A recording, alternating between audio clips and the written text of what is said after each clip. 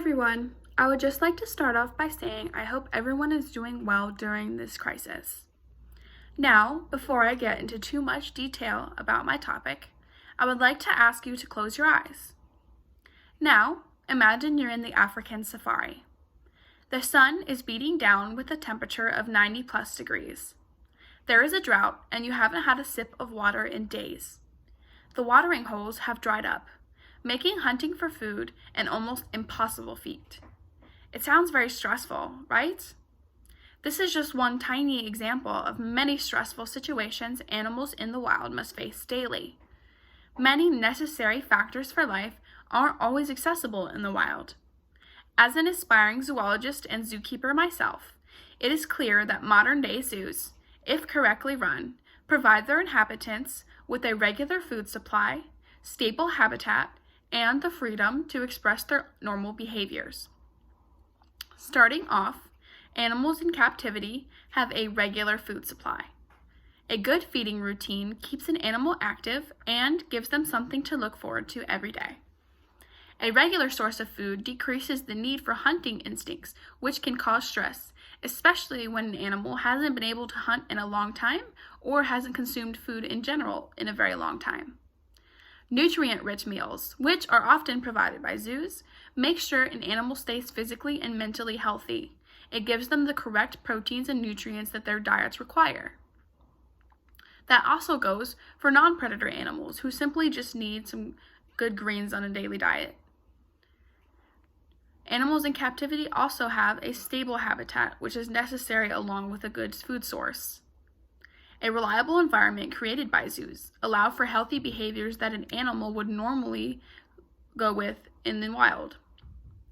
Stress levels decrease with feelings of ownership and familiarity that often comes with having the same habitat every single day.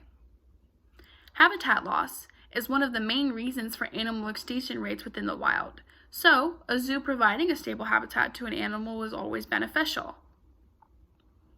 Finally, animals in captivity can still show their normal behaviors, as prohibiting that would be unhealthy. A natural-based environment still allows animals to follow their natural instincts, which are programmed into their brains from living in the wild for so long. Allowing predators to catch live prey can also help with decrease in stress levels, as it is something that they would have to deal with in the wild anyways. Changes can be made to habitats that can help with stress levels as well. A good example would be a leopard who is very overactive could get a toy with his handlers.